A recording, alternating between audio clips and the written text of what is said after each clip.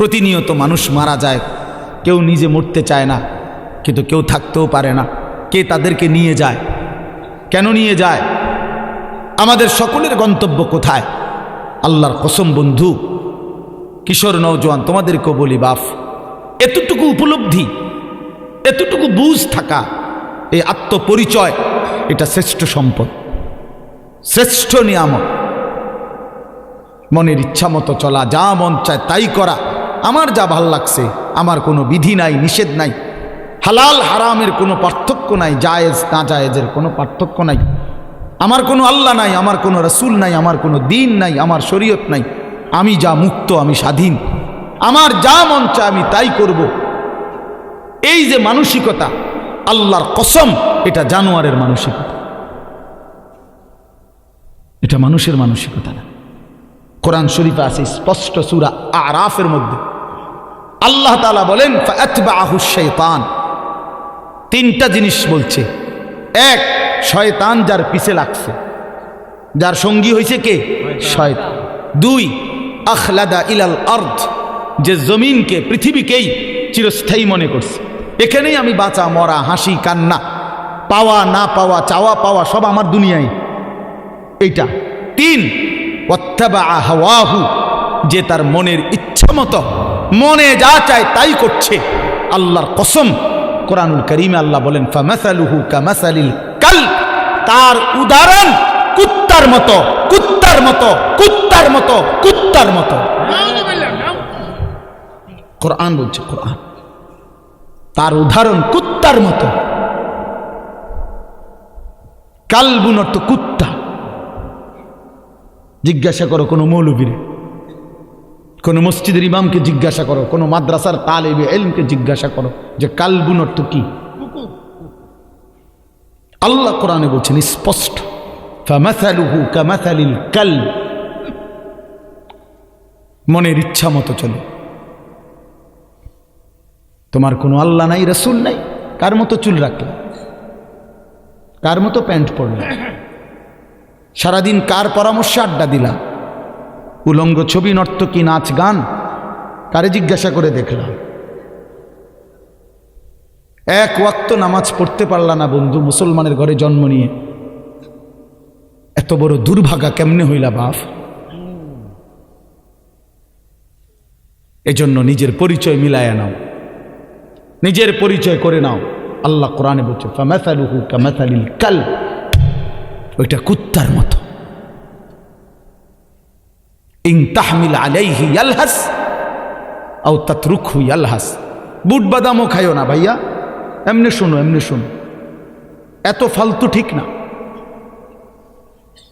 এমনি শোনো দোস্ত, দিল দিয়ে শোনো, মনোযোগ দিয়ে শোনো, অল্পই শোনো। ইন তাহমিল আলাইহি ইয়ালহাস আও তাতরুকহু ইয়ালহাস। কোরআন শরীফ আল্লাহ বলে কুত্তার স্বভাব, এই আয়াতের অংশ এটা। আল্লাহ বলে কুত্তার স্বভাব হলো, তাকে যদি তুমি দৌড়ানি দাও তাইলেও জিব্বা লম্বা করে নিঃশ্বাস ফেলে, জিব্বা লম্বা করে। আবার যদি ছেড়ে দাও তাইলেও জিব্বা লম্বা করে, জিব্বা লম্বা করে এরকম নিঃশ্বাস ফেলে। আল্লাহ বলছে এটা কুত্তার স্বভাব। এজন্য দুনিয়ালুভী কুকুর, মানুষরূপী কুকুর ঠিক এমন, যে সারা রাত উলঙ্গ ছবি দেখেও অতৃপ্ত, না দেখেও অতৃপ্ত। 30 বছর সুদ খাইও অতৃপ্ত, না পাইও অতৃপ্ত। দৌড়ানি দিলেও জিব্বা লম্বা করে, দৌড়ানি না দিলেও, ছেড়ে দিলেও জিব্বা লম্বা করে। আল্লাহ কোরআনে বলছে, রাগ হওয়ার সিস্টেম নেই। হ্যাঁ হ্যাঁ, কোরআনুল কারীমে বলছে আরাআইতা মান ইত্তাখাযা ইলাহাহু হাওয়াহু আফাআনতা তাকুনু আলাইহি ওয়াকিলা আম তাহসাবু আন্না আকসারাহুম ইয়াসমাউনা আও ইয়াকিলুন ইনহুম ইল্লা কাল আনআম বাল হুম আযাল্লু সাবিলা। আল্লাহ বলে মনের ইচ্ছা মতো নিজের ইচ্ছাকে নিজের খোদা বানিয়ে ফেলছে, যে আমার ইচ্ছাই আমার, ইউর চয়েস ইউর লাইফ। এই যে আধুনিক স্লোগান, এটা তোমার পছন্দ, তোমার জীবন। এ জানোয়ারের কথা, এটা জানোয়ারের কথা বেটা, ইমানদারের কথা হইতে পারে। আল্লাহ কোরআনে বলছে মনের ইচ্ছাকেই যে একমাত্র নিজের খোদা বানাইছে, যে আমার মনে যা চায় আমি তাই করব।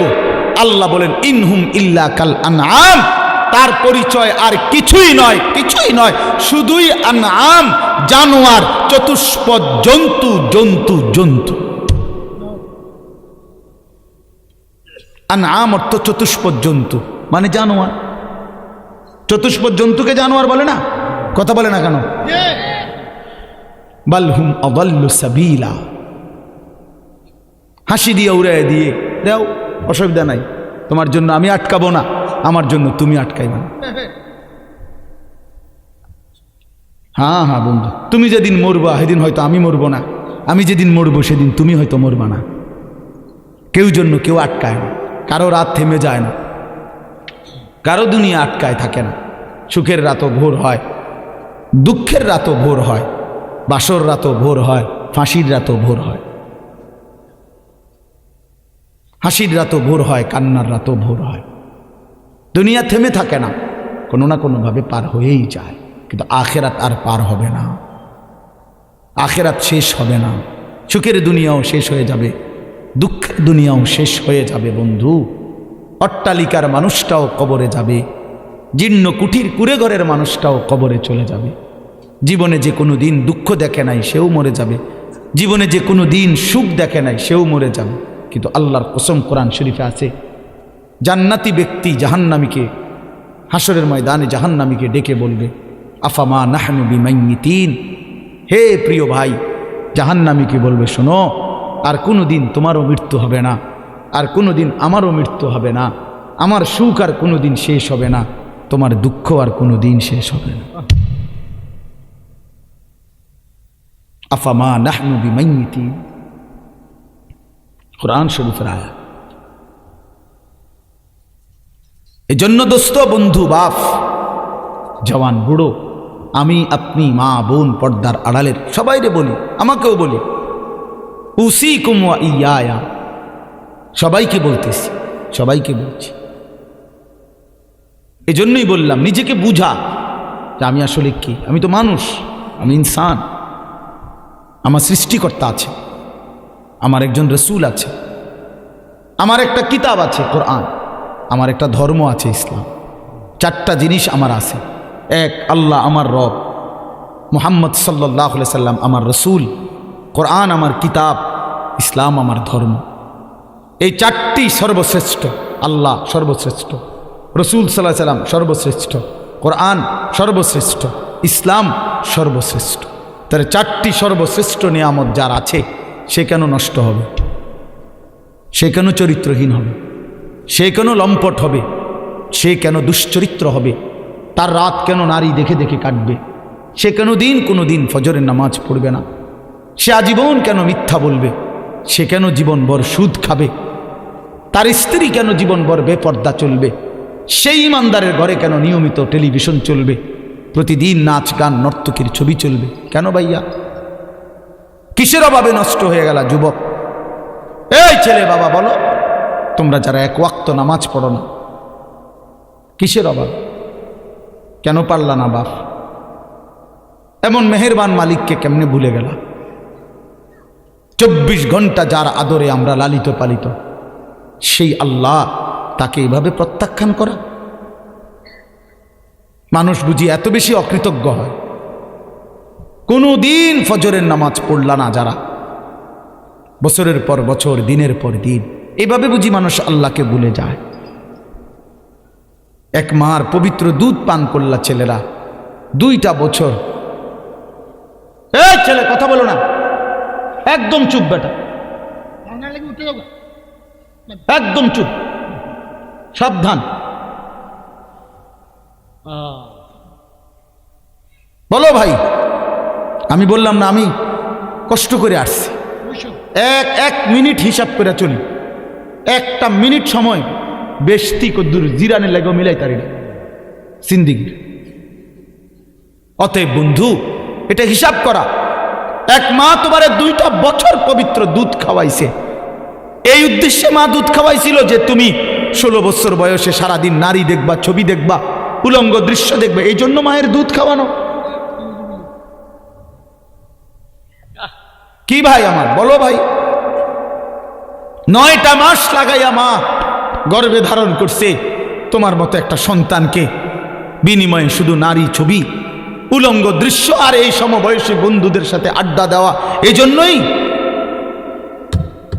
এটাই কথা ছিল। মহান আল্লাহ পাক রব্বুল আলামিন এই পৃথিবীতে আমাদেরকে হায়াত দিয়ে এই উদ্দেশ্য ছিল, এই জন্তু জানোয়ারের জীবন, এই লাওয়ারিসি জীবন।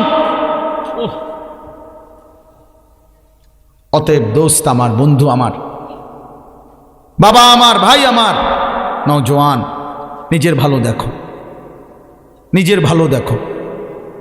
এই পৃথিবীর কারো উপকার যদি নাও করো, কমপক্ষে নিজেরে নষ্ট করো না। তুমি যদি কারো কল্যাণ নাও করতে পারো, করো না, ঠিক আছে, কমপক্ষে নিজের ভালো করো। এই অব্যাহত গুনার শেষ ঠিকানা কোথায়? এই নারী, এই ছবি, এই অশ্লীল দৃশ্য, রাতভর উলঙ্গ ছবি দেখা, কোনোদিন ফজরের নামাজ না পড়া, মা বাবার নাফরমানি করা, আর বয়স্ক বাবারা, মাঝবয়সী বাবারা সুদের টাকা, কিস্তির টাকা, হারামের টাকা, কথায় কথায় গালিগালাজ করা, বিড়ি সিগারেট খাইতে থাকা, স্ত্রী বেপর্দা, মেয়েটা বেপর্দা, ছেলেটা বেনামাজি, ঘরে নাচ গান, টেলিভিশন। এই জীবনের শেষ গন্তব্য কোথায় বাবা বলেন? আমি বলি, আপনিও বলেন, জওয়ানরা বলেন, বুড়ারা বলেন, মারা বলেন, পর্দার আড়ালে। এই অব্যাহত গুনার শেষ ঠিকানা কোথায়? এটা গিয়ে থামবে কোন দিন? তুমি কি মরবা না ভাইয়া? বলেন, ওয়া ইন্নাল ফুজুরা ইয়াহদি ইলান নার। হাদিসে আছে, আল্লাহর নবী সাল্লাল্লাহু আলাইহি সাল্লাম বলেছেন, সমস্ত গুনাহ জাহান্নামের দিকে টেনে নিয়ে যায়। ওয়া ইন্নাল ফুজুরা ইয়াহদি ইলান নার। আল্লাহ নবীকে বলছে, মা আদরাকা মা হিয়া নারুন হামিয়া। নবী বলছে, আল্লাহ নবীকে বলছে, বন্ধু জানেন জাহান্নামের আগুন কেমন? তো আল্লাহ নিজেই বলছেন, নারুন হামিয়া, বড় বেশি উত্তপ্ত, বড় বেশি গরম জাহান্নামের আগুন। আল্লাহর কসম, এই হাদিসে, এই আয়াতের সূরা কারিয়া, এই আয়াতের তাফসিরে আমি নিজে পড়ছি। এই আয়াত নাজিল হওয়ার পরে নবীজি ব্যাখ্যা দিয়ে বুঝাইছে জাহান্নামের আগুনের গরমটা কেমন। সাহাবীদেরকে বলছে, সাহাবীরা শোনো, নারুকুম হাদিহি জুজউম মিন ৭০ জুজআম মিন নারি জাহান্নাম। নবীজি বলছে, উম্মত, তোমাদের দুনিয়ার আগুন জাহান্নামের আগুনের ৭০ ভাগের 1 ভাগ। তোমাদের দুনিয়ার আগুনের চাইতে আরো ৬৯ গুণ বেশি গরম জাহান্নামের আগুন। জাহান্নামের আগুন। আশ্চর্যের কথা হলো প্রিয় ভাই, হাদিসের মধ্যে আছে, এই কথা যখন নবীজি বলছে, তো হাদিস আছে সাহাবীরা এভাবে লাফ দিয়ে উঠছে, চিৎকার দিয়ে উঠছে সাহাবীরা, চিৎকার দিয়ে সাহাবীরা বলছে, ওয়া ইন্না যালিকা লাকাফিয়া ইয়া রাসূলুল্লাহ, হে আল্লাহর রাসূল, আহা বলেন কি, পুরাইয়া ছাই করে ফেলার জন্য দুনিয়ার আগুনটাই তো যথেষ্ট, আর এর চাইতে ৬৯ গুণ বেশি যদি গরম হয়, সে আগুনের পরিণতি কি হবে? আল্লাহ নবী সাল্লাল্লাহু আলাইহি সাল্লাম বললেন, উম্মত, তাহলে ভাবো, পুরাইয়া ফেলার জন্য তো দুনিয়ার আগুনটাই যথেষ্ট, অথচ তার চাইতে আরো ৬৯ গুণ বেশি গরম ৩,০০০ বছরের এক টানা জ্বালানো আগুন জাহান্নামের আগুন। ৩,০০০ বছর শুধু জ্বালানোই হয়েছে। আল্লাহ নবী সাল্লাল্লাহু আলাইহি সাল্লাম বলছেন, দোস্ত, যদি এটা গল্প হইতো, বলে এটা রূপকথা, এটা নাটকের কাহিনী, সিনেমার গল্প, এটা কোনো ব্যক্তির উপন্যাস, তাহলে তো হতো ভাইয়া, ফেলে দিতাম ছুঁড়ে। কিন্তু এ তো মহান আল্লাহর কথা, এটা তো আল্লাহর নবী সাল্লাল্লাহু আলাইহি সাল্লামের কথা। গত ১৪৫০ বছর ধরে আল্লাহ এবং তার রাসূলের কোনো কথা, পৃথিবীর অন্যদের কথা ভুল প্রমাণিত হয়েছে, কিন্তু আল্লাহ এবং রাসূলের কোনো কথা, আপনজন কিংবা দুশ্মন, কারো কাছেই একটি অক্ষর এই ১৫০০ বছরে ভুল প্রমাণিত হয় নাই। পৃথিবীর ইমানদাররাও এটা নিয়ে, আল্লাহর কোরআন, নবীর জীবন নিয়ে গবেষণা করে, আবার কাফের বেঈমানরাও আমাদের নবীর জিন্দেগি নিয়ে গবেষণা করে। সবার কাছেই তিনি সর্বশ্রেষ্ঠ, সবার কাছে ওনার কথা, আল্লাহর কথা সবচেয়ে শ্রেষ্ঠতম সত্য। কিন্তু পৃথিবীতে বিজ্ঞান, পৃথিবীর সবচেয়ে আধুনিক জ্ঞান হলো বিজ্ঞান। এই বিজ্ঞান প্রতিনিয়ত তার সিদ্ধান্ত বদলায়, বিজ্ঞানের থিওরি বদলায়, বিজ্ঞানের ফয়সালা বদলায়, নতুন নতুন গবেষণা আসে, নতুন নতুন থিওরি আসে, পিছনেরটা ভুল প্রমাণিত হয়। আমরা ছোটবেলায় পড়ছি, আমরাও জেনারেল লাইনে পড়ছি, সায়েন্স বিজ্ঞান বিভাগ থেকে আমি পাশ করা, আমি তো জেনারেল লাইনের পড়ালেখাও করছি। বিজ্ঞান বিভাগ থেকে আমি দাখিল পাশ করছি 1998 সালে, ভিক্টোরিয়া কলেজ থেকে মাস্টার্স পাশ করছি। এই জন্য বন্ধু আমি তো পড়ছি। বিজ্ঞানের থিওরি তো প্রতিনিয়ত বদলায়। পিথাগোরাসের থিওরি, কোপার্নিকাসের থিওরি, এক সময় ছিল পৃথিবীতে যে কারো সিদ্ধান্ত ছিল পৃথিবী স্থির বাকিটা ঘোরে, কখনো সিদ্ধান্ত ছিল এরপরে সূর্য স্থির বাকিটা ঘোরে। এরপরে সর্বশেষ যখন আধুনিক বিজ্ঞান আসলো, নিউটন পরবর্তী, ওনারা বলল যে না, সব কিছু ঘোরে। কোরআনুল কারীম 1500 বছর আগে বলছে ওয়াকুল্লুন ফি ফালাকিন ইয়াসবাহুন, সব কিছু ঘোরে। বিজ্ঞান যেটা প্রমাণ করতে 1000 বছর লাগছে, 1200 বছর লাগছে, কোরআনুল কারীম তা 1200 বছর আগে মহান আল্লাহ পাক তার বন্ধুর জবান দিয়ে উচ্চারণ করা হয়েছে। তাহলে মানুষের সিদ্ধান্ত নড়ে যায় ভাইয়া। আধুনিক বিজ্ঞান প্রমাণ করছে, আধুনিক বর্তমান পৃথিবীর বাস্তবতা, যে ম্যালথাসের থিওরি ভুল থিওরি, পপুলেশন থিওরি ভুল। কোন দেশের জন্য জনসংখ্যা সমস্যা, মানুষ বেড়ে গেলে ওই দেশের সমস্যা, এটা গোটা পৃথিবীতে একটা ভুল থিওরি। এখন কোন পৃথিবীর কোন দেশে এখন আর জনগণ সমস্যা না, জনসংখ্যা সমস্যা না। গোটা ইউরোপ আর্থিক প্রণোদনা মানে আর্থিক বরাদ্দ বাড়াইছে শুধুমাত্র ইউরোপের শত শত দেশে, সব দেশে, যে বাচ্চা যেন আরো বাড়ায়, তাদের বাচ্চা কমে যাচ্ছে। ফরেনার, অভিবাসী, অর্থাৎ অন্য দেশ থেকে অন্য মানুষ বাইরে যাইতেছে, মূল জনগোষ্ঠী কমে যাইতেছে, এই বাচ্চা এখন বাড়াইতে বলতেছে, আর্থিক নতুন বরাদ্দ দিচ্ছে, বরাদ্দ বাড়াচ্ছে, ইন্ডিয়া পর্যন্ত দিচ্ছে এটা। তাইলে পপুলেশন থিওরি ভুল থিওরি। পৃথিবীর কোনো দেশের জনসংখ্যা সমস্যা না, জনসংখ্যা আরো হওয়া দরকার। প্রত্যেক দেশের জন্য সমস্যা হলো সুদ ডাকাত, সুদখোর, ঘুষখোর, দুর্নীতিবাজ, হারামখোর, অবৈধ উপার্জনকারী, এরা হইল ওই দেশের কি সমস্যা, দেশের উন্নতির বাধা, অগ্রগতির বাধা। জুলুমবাজ, দুর্নীতিবাজ। এই জন্য কোন মহিলারে 30 দিনে 30টা বড়ি না খাবাইয়া হারামখোর সুদখোররে 30টা বড়ি খাবান দরকার নেই। তাহলে যাতে করে এই বেঈমান, এই হারামখোর গুলো, এই দুর্নীতিবাজ গুলো বড়ি খাইয়া, বেডিতের বড়ি খাইয়া যেন মরে যায়। তুই কমলে বালা বেড়া, নতুন বাচ্চা আইলে ভালো, তুই সর, তুই সিটার, তো তারে বড়ি খাবান দরকার, বাট পাররে। হারামখোরকে বড়ি খাবান দরকার। ওই পৃথিবীর সমস্যা। মায়ের কোলের ছোট্ট বাচ্চা পৃথিবীর কি না সমস্যা না?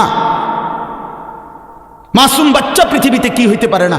সমস্যা হইতে পারে না। অন্যায়কারী সমস্যা, জালেম সমস্যা, জুলুমবাজ সমস্যা। এই জন্য দোস্ত, আমি অনুরোধ করছি, পৃথিবী নিয়ে কিছু কম বেশি পড়ালেখা আমরাও করি, এখনো গোটা পৃথিবীর খোঁজ খবর আমরাও রাখি, পৃথিবীর আধুনিকতার সাথে আমরাও পরিচিত, কে কোথান দিয়ে কদ্দূর ডেভেলপ হয়েছে আমরাও খোঁজ খবর রাখি। আমরা কোনো মাটির তলের থেকে আইসি না, চাঁদের দেশ থেকে আসছি না, পৃথিবীতেই থাকি। এই জন্য আমরা এটা অনুরোধ করছি, আল্লাহর কোরআন, রাসূলুল্লাহ সাল্লাল্লাহু আলাইহি সাল্লামের সুন্নাহ, ইসলাম ব্যতীত, আল্লাহর আনুগত্য ব্যতীত বন্ধু পৃথিবীর কোথাও কারো কাছে সুখের কোনো ঠিকানাই নাই, কারো কাছে নিরাপত্তা নাই। নিরাপত্তা শুধুই আল্লাহর হাতে। আধুনিকতার সমস্ত প্রযুক্তি, পৃথিবীর সর্বাধুনিক প্রযুক্তি আমেরিকার কাছে ছিল, কিন্তু মহান আল্লাহ পাক যখন আগুনের গজব দিছে, 10 দিনে 14,000 ফায়ার সার্ভিস কর্মী একসাথে পানি দিছে। লস অ্যাঞ্জেলসের পাশেই সাগর, সাগরের পানি পারে না, ঢাইলা দিছে। তারপরেও আল্লাহর আযাব আগুন 1 মিনিটের জন্য বন্ধ করতে পারে নাই। অতএব এ কথা প্রমাণিত, বেঈমান ব্যর্থ, আল্লাহই বিজয়ী। আল্লাহই বিজয়ী বেটা, এটা বুঝতে হবে বন্ধু, আল্লাহই বিজয়ী। আমেরিকার কোন প্রযুক্তিটার ছিল না? আগুন নিবাইতারে না কা? কথা বলেন না কেন? হাজার হাজার কোটি কোটি টাকার মিলিয়ন মিলিয়ন ডলারের মালিক পথের ফকির ভিক্ষা করে, ভিক্ষা করে। সভ্য পৃথিবীতে তারা দাবি করে হিউম্যান রাইটসের, তারা নাকি বিশ্বকে মানবতা শিখায়। অথচ যেদিন আগুন লাগছে আপনার ক্যালিফোর্নিয়াতে, লস অ্যাঞ্জেলেসে, মানুষের বাড়িঘর পুড়ে যাচ্ছে দাবানলে, ওই সময়ও লুটতরাজ অরার দেশের জন্য ওখানে লুটতরাজ শুরু করে দিছে। শেষ পর্যন্ত 144 144 দ্বারা কারফিউ জারি করিয়া তারপরও থামাইতে পারছে না। তো হ্যানে চুরি করতে গেছে আমরা দেশের মানুষ কি? তো তোদের দেশের সিটাররাই তো চুরি করছে। তো তোরা আবার অন্য দেশকে কি মানবতা শেখা? চোর। এই এক সপ্তাহ হয়েছে না, পত্রিকা দেখেন, এক সপ্তাহ হয়েছে না যে ডোনাল্ড ট্রাম্প যেই দিন শপথ গ্রহণ করছে, আমেরিকার নতুন এই আগের পাগল যে আবার প্রেসিডেন্ট হয়েছে, আপনার এই ডোনাল্ড ট্রাম্প, আপনার তার যেদিন শপথ অনুষ্ঠান, সেদিন ওই যে শপথ অনুষ্ঠানের হল রুমে যারা ঢুকছে মেহমান, তাদের সে ব্যাগ বহন করতে দিছে না, অর্থাৎ ব্যাগগুলো ভিতরে নিতে দিছে না। এই ব্যাগগুলো তারা বাহিরে রাইখা গেছে। 10 মিনিটের ব্যবধানে ওই দেশের মানুষ, ওই অঞ্চলের মানুষ ব্যাগ দিয়ে সব চুরি করিয়া লুটতরাজ করে নিচে গেছে। পত্রিকায় আসছে এটা। ওমা কি চোর রে এটা, এটি কেমন জাতের চোর? আপনি আমার রিপোর্ট পত্রিকা থেকে দেখেন। আমি বলার উদ্দেশ্য হলো এটা, কারো কাছে সভ্যতা নাই, কারো কাছে ভদ্রতা নাই বন্ধু। সততা, সৌন্দর্য, মানবতা, ভদ্রতা, উত্তম চরিত্র, আখলাক, এ শুধু কোরআনের মধ্যেই আছে, ইসলামের মধ্যেই আছে। ইসলামই সুন্দর, কোরআনই সুন্দর, আল্লাহর দ্বীনই সুন্দর। হ্যাঁ হ্যাঁ যুবক, এই জন্য যাদের মতো সাজলা তাদের তলা নাই। এই চুল যেই বেঈমানকে দিয়ে সাজলা, ওই বেঈমানের পায়ের তলে মাটি নাই। এই পোশাক আদি তোমরা যারা বানাইছো, চুল, এই শয়তানের এই চুল, ইবলিসের এই চুল, কাফের বেঈমানের এই চুল, আহা তোমারে নিয়ে দুশ্মন, হায় হায় তোমারে নিয়ে বান্দর খেলা খেলে। তোমার 1 বছরের ভিতরে কয়বার চুল বদলাইলো? তোমার 1 বছরের ভিতরে কয়বার প্যান্ট বদলাইলো? তোমারে 1 বছরের ভিতরে কত ডিজাইন বদলাইলো? বেঈমানে তোমারে নিয়ে খেলে, বান্দর খেলা খেলে। কাফের মুশরিক তোমারে নিয়ে বান্দর খেলা খেলে। বেঈমানে তোমারে যেভাবে ডিজাইন দেয়, তুমি মিনিটের মধ্যে আবার এটা বদলায় ফেলো। তো তোমার ধর্ম কি? আত্মপরিচয় কি? তুমি কোন ধর্মের? তোমার বাবা কে? তোমার মা কে? তোমার বংশটা কি? তোমার আত্মপরিচয় কি বাবা? ইনসাফের সাথে বলো ভাই, একটা ছেলে হইল বাবা, তোমার আত্মপরিচয় আছে কিনা? কোনো আত্মসম্মান আছে কিনা? তোমার কোনো আলাদা ধর্ম আছে কিনা? তোমার কোনো বানানেওয়ালা আছে কিনা? আমাদের প্রিয় নবী সাল্লাল্লাহু আলাইহি ওয়াসাল্লামের চাইতে সুন্দর কুল কায়নাতের মধ্যে আর কে ছিল? আর কে হবে? কথা বলেন না। প্রিয় নবী সাল্লাল্লাহু আলাইহি সাল্লামের চাইতে সুন্দর আর কেউ আছে? হযরত কাব ইবনে মালিক রাদিয়াল্লাহু তাআলা আনহু বলেন, আল্লাহর নবী সাল্লাল্লাহু আলাইহি সাল্লাম ইজা সাররা ইস্তানারা ওয়াজহুহু, নবীর সাহাবী কাব ইবনে মালিক বলে, নবীজি যখন হাসতেন, নবী সাল্লাল্লাহু আলাইহি সাল্লামের পুরো চেহারা মোবারক নূরে নূরে ভরে যেত, আলোয় ভরে যেত, আলোয় ভরে যেত। কান্নাহু কিতাতুম মিনাল কামার। হযরত কাব বলেন, আমার মনে হতো যেন চাঁদের একটা টুকরা প্রিয় নবীর চেহারা, এমন সুন্দর ছিলেন তিনি। হযরত আবু হুরায়রা তিনি বলেন, আল্লাহর নবী যখন হাসতেন, আমার মনে হতো কান্না শামসা তাজরি ফি ওয়াজহিহি, মনে হতো যেন ওই পবিত্র চেহারার মধ্যে আসমানের সূর্যটা খেলতেছে, এমন সুন্দর ছিলেন তিনি। হযরত বারা ইবনে মালিক বলেন, আজেব, তিনি বলেন, আমি একদিন নবীজি একটা চাদর গায়ে দিছে, চাদরটার মধ্যে একটু পর পর লাল লাল সুতা, ডোরা কাটা, আর মাথার বাবরি চুল পরিহিত, মাথা খালি, আর চাদর পরা। কয়ে আমি তাকায় দেখলাম, উনি বলেন আল্লাহর কসম আমি আমার এই দুই নয়নে এমন সুন্দর আর কখনোই কাউকে দেখি না। কি চমৎকার লাগছে যে ওই চাদর পরা রসুলকে দেখে, ওই বাবরি চুলওয়ালা নবীকে দেখে এই দুই নয়নে এমন সুন্দর আমি আর কাউকে দেখি। মা রাআইতু মিন জি লিম্মাতিন ফি হুল্লাতিন হামরা আহসানা মিন রাসূলিল্লাহ সাল্লাল্লাহু আলাইহি ওয়াসাল্লাম। আম্মা জান আয়েশা রাদিয়াল্লাহু তাআলা আনহা নবীজির স্ত্রী বলতেন, পৃথিবীবাসী তোমাদের একটা সূর্য আছে, আমারও একটা সূর্য আছে। তোমাদের সূর্য দিনে ওঠে, আমার সূর্য রাতে ওঠে। আমার সূর্য রাতে ওঠে, তোমাদের সূর্য সকালে ওঠে। আমার সূর্য রাত এশার পরে আমার ঘরে ওঠে, আমার কামরায় ওঠে। সেই সূর্য আমার প্রিয় রসূল, আমার স্বামী, আমার নবী সাল্লাল্লাহু আলাইহি ওয়াসাল্লাম। লানা শামসুন ওয়ালিল আফাকে শামসুন ওয়া শামসি আফদালু মিন শামসিস সামাই। তিনি বলেন যে তোমাদের একটা সূর্য, আমারও একটা সূর্য। শুনে রাখো পৃথিবীবাসী, আসমানের ওই সূর্যের চাইতে আমার সূর্য অনেক উত্তম। ফাইন্না শামসা তাতলুউ বা'দা ফাজরিন ওয়া শামসি তাতলুউ বা'দা ইশাইন। তোমাদের সূর্য ওঠে ফজরের পরে, আর আমার সূর্য ওঠে এশার পরে। সুবহানাল্লাহ। আমার কামরা, আমার ঘরে। নবী সাল্লাল্লাহু আলাইহি সাল্লাম যখন আসতেন, আম্মা জান আয়েশা বলেন আমি অন্ধকারের মধ্যে আমার হারিয়ে যাওয়া শুই নবী সাল্লাল্লাহু আলাইহি সাল্লামের চেহারা মোবারকের, শরীর মোবারকের আলো দিয়ে খুঁজে পেতাম। সুবহানাল্লাহ। তিনি এমন সুন্দর ছিলেন। তিনি হাসলে পৃথিবী হাসত, তিনি হাসলে পৃথিবী কাঁদত, কাঁদলে পৃথিবী কাঁদত। নবী সাল্লাল্লাহু আলাইহি সাল্লাম হাঁটলেও সুন্দর, তিনি বসলেও সুন্দর, তিনি কথা বললেও সুন্দর, তিনি চুপ থাকলেও সুন্দর। তিনি যখন রাস্তা দিয়ে হাঁটতেন তো সেই রাস্তা পুরাটা মেশক আম্বরের ঘ্রাণ হয়ে যেত। তিনি যখন বসতেন আর চেহারা মোবারক, দেহ মোবারক থেকে যখন ঘাম ঝরত তো সাহাবাই কেরাম সেটা আতর হিসেবে ব্যবহারের জন্য যত্ন করে রেখে যেত। এমন সুন্দর ছিলেন, এত সুন্দর, এত সুন্দর, এত সুন্দর, এত সুন্দর, এত সুন্দর, এত সুন্দর। সেই সৌন্দর্যময় নবী সাল্লাল্লাহু আলাইহি সাল্লামকে কেন ছেড়ে দিলাম? প্রিয় ছেলেরা আমার, বাবারা আমার, কেন প্রত্যাখ্যান করলেন?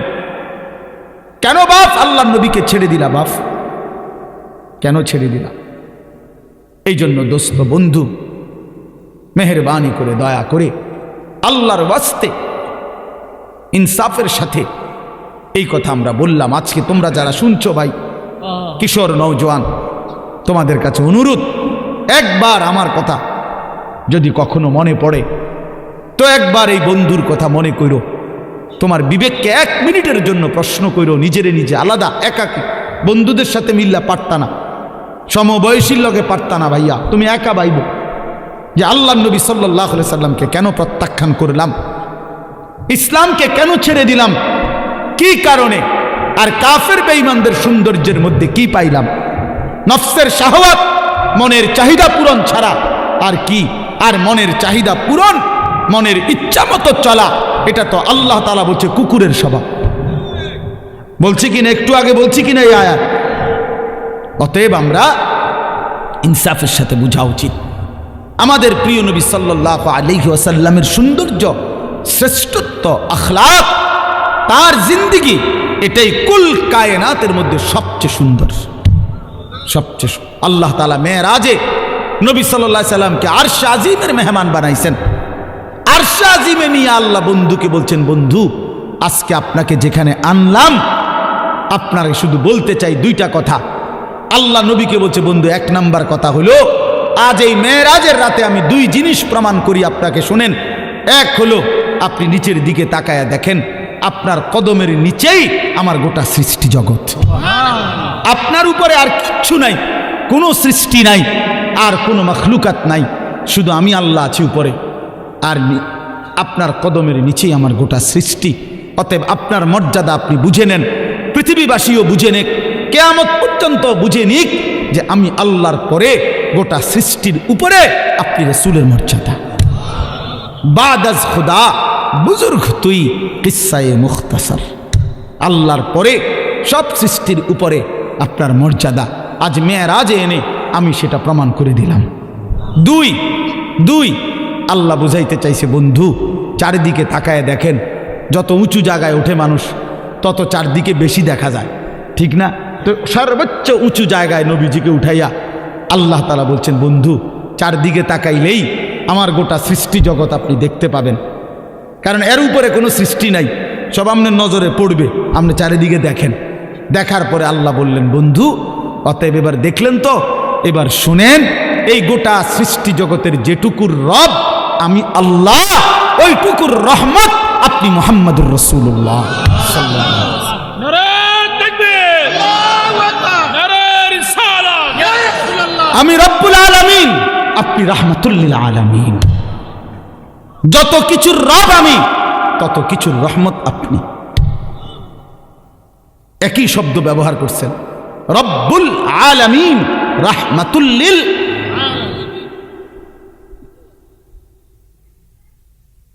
তাহলে নবী সাল্লাল্লাহু আলাইহি সাল্লাম কতটুকুর রহমত? আল্লাহ যেতটুকুর রব, বলে না নবীজি কতটুকুর রহমত? আল্লাহ যেটুকুর রব। আল্লাহ রব কতটুকু? সবটার। কথা বলেন না, সবটার রব কে? এই জন্য এমন রাসূল সাল্লাল্লাহু আলাইহি সাল্লামকে কেন ছেড়ে দেওয়া? চেহারায়, সুরতে, চলনে, বলনে, আচরণে, উচ্চারণে, আমলে, আখলাকে, জীবন চলার প্রতিটা ক্ষেত্রে কেন আল্লাহ নবী সাল্লাল্লাহু আলাইহি সাল্লামকে প্রত্যাখ্যান করলাম? একটা যুক্তি তো থাকা উচিত। ব্রাশ কেন পছন্দ হইল? মেসওয়াক কেন অপছন্দ হইল? বলেন, একটা যুক্তি দেখান, এটার কারণ দেখান।